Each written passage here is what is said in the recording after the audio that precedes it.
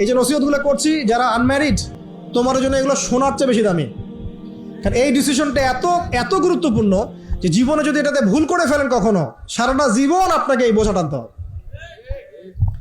এবং এমন কষ্ট আসবে যেটা আপনার ওই যে বিয়ের পর নতুনত্বর সাময়িক সুখ থাকে 1 বছর 2 বছর 2.5 বছর 3 বছর পরে দেখবেন সারা জীবনটা জাহান্নাম হয়ে গেছে। এখনকার ওইসব মেয়েদের গর্ভ থেকে আশা করা যায় যেটা স্বামী দিতে পারলে সে খুশি, দিতে না পারলে অসন্তুষ্ট বেজার। স্বামীকে প্রেসার দিতে দিতে, মানসিক কষ্ট দিতে দিতে স্বামীকে বুড়া বানায় ফেলে দিয়েছে। আমাদের নবীজি দোয়া করতেন আল্লাহর কাছে, আল্লাহ আমি এমন স্ত্রী থেকে তোমার কাছে আশ্রয় চাই যে আমাকে বৃদ্ধ হওয়ার আগেই বুড়া বানায় ফেলবে। বৃদ্ধ হওয়ার আগেও স্ত্রী চাইলে স্বামীকে বুড়া বানাতে পারে। দেখা যায় অনেক সময় অনেক পরিবার স্ত্রীদের মানসিক টর্চারের কারণে স্বামীরা স্ট্রোকের শিকার হয়, রোগ ব্যাধির শিকার হয়, হার্ট স্ট্রোক করে, হাই প্রেশারের শিকার হয়, পেরেশান। দিনের জন্য কাজ করা তো দূরের কথা, দুনিয়া সামলাতে তার সারাদিন চলে যায়। তো এই নারীরা কি হাজারা আলাইহিস সালামের মতো? যখন এমন নারীরা ঘরে ঘরে তৈরি হবে তখন দেখবেন আদর্শ পরিবার ঠিকই গঠিত হবে ইনশাআল্লাহ। তো বিয়ে করলে এই ধরনের মেয়েকে করবেন। রূপের সৌন্দর্য দেখে, টাকা পয়সা দেখে আর অন্যান্য বিষয়গুলো দেখে এত বেশি ইমপ্রেসড হওয়ার দরকার নেই। আপনি দেখবেন দিনদারিতা আছে কিনা। এবং দিনদারিতা কিন্তু শুধু বোরখার মধ্যেই থাকে না। আপনাকে কথা বলে প্রশ্ন উত্তরের মাধ্যমে পাত্রী দেখার সময় এগুলো যাচ করতে হবে। আপনাকে ওর মাকে দেখতে হবে, তার মা কেমন, কোন মায়ের সন্তান সে, তার মায়ের আকীদা কেমন, তার মা কেমনে চলাফেরা করে, ওর নানি কেমন, ওর পরিবারের সদস্যরা কেমন, এগুলো দেখে মেয়ে চুজ করবেন।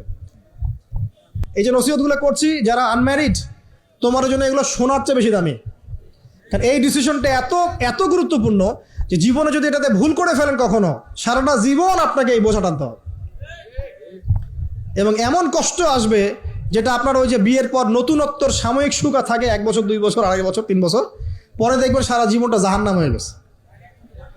তো একটা নসিহত, বাড়ির স্ত্রীরা এবং বোনরা যদি হাজেরা আলাইহিস সালামের মতো হতে পারে ইনশাআল্লাহ তাআলা আদর্শ পরিবার গড়ে উঠবে ইনশাআল্লাহ।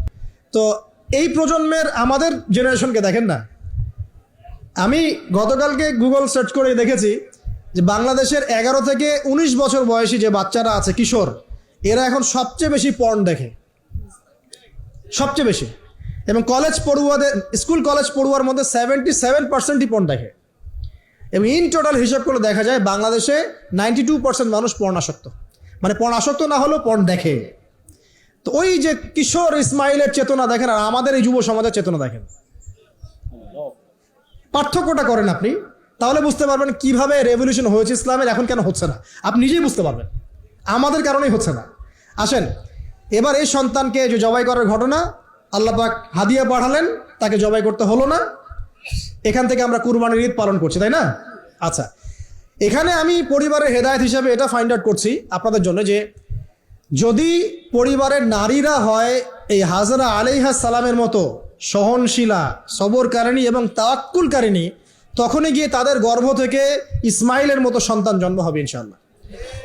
যাদেরকে আল্লাহর জন্য কুরবানি করতে চাইলে তারা বলবে কোনো সমস্যা নাই, প্রয়োজন আল্লাহর জন্য কুরবান হয়ে যাও। তো এখানে কার ভূমিকা বেশি, বাবার না মায়ের? তাকে কিন্তু তার বাবা মানুষ করেননি, তার বাবা ওইখানে থাকেন সিরিয়ায়, শামে, মাঝে মাঝে আসা যাওয়া করেন। তার বেশিরভাগ সময় তাকে প্যারেন্টিং কে করেছে? তার মা। ওই মায়ের গর্ভ থেকে এমন সন্তান আশা করা যায়। তো এখনকার এই সিরিয়াল দেখা মেয়েদের গর্ভ থেকে এমন সন্তান আশা করা যায়? এখানে দেখেন লুকমান হাকিম, নাম শুনেছেন? তিনি একজন বিজ্ঞ মানুষ ছিলেন, অনেকে বলেছেন নবী ছিলেন, কেউ বলেছেন নবী ছিলেন না। যাই হোক, তিনি তার সন্তানকে কিছু নসিহত করছেন। কি চমৎকার নসিহত! তিনি সন্তানকে নসিহত করছেন, ইয়া বুনাইয়া, হে আমার ছোট্ট বৎস, লা তুশরিক বিল্লাহ, তুমি আল্লাহর সাথে কাউকে শরিক করো না। ইন্না শিরকা লা যুলমুন আযীম, কারণ শিরক হচ্ছে মহান জুলুম। ছোট্ট একটা বাচ্চা শিরকের বোঝেটা কি কিছু বোঝে? আমরা আমাদের ছোট বাচ্চাদেরকে কি শিখাই? জীবনে বড় হওয়া, প্রতিষ্ঠিত হওয়া, ইত্যাদি ইত্যাদি, তাই না? কিন্তু এখানে দেখেন লুকমান হাকিম আলাইহিস সালাম, তিনি তার সন্তানকে শিরকের শিক্ষা দিচ্ছেন। পিতা মাতার খেদমত করবে, তাদের অবাধ্য হবে না, সৎ কাজের আদেশ করবে, অসৎ কাজে নিষেধ করবে, ঠিক আছে? বিপদে পড়লে সবর করবে, গাধার মতো উচ্চস্বরে কথা বলবে না। এই নসিহতগুলো করছেন লুকমান তার সন্তানকে আলাইহিস সালাম। তো এখান থেকে প্যারেন্টিং পাচ্ছেন না যে আপনি আপনার সন্তানকে, পরিবারের সদস্যদেরকে কি নসিহত করবেন? এবার কোরআনের পাতায় পাতায় আছে। ইয়াকুব আলাইহিস সালাম তার সন্তানদেরকে নসিহত করছেন, আমার পরে তোমরা কার ইবাদত করবে? তারা বলছে আমরা আল্লাহর ইবাদত করবো ইনশাআল্লাহ তাআলা। ইউসুফ আলাইহিস সালামের সাথে তার পিতার একটা গভীর প্রেমের সম্পর্ক ছিল। আসহাবুল কাহফের মধ্যে আপনি এর এক্সাম্পল পাবেন। তো কোরআনের এভাবে পাতায় পাতায় আপনি দেখবেন যে আলহামদুলিল্লাহ আল্লাহ পাক আমাদেরকে আদর্শ পরিবার গড়ার এই মেসেজগুলো দিয়েছেন। বলতে গেলে অনেক লম্বা সময় চলে যাবে, তো বাকিগুলো আপনারা খুঁজে বের করবেন ইনশাআল্লাহ। আল্লাহ পাক তৌফিক দান করুন।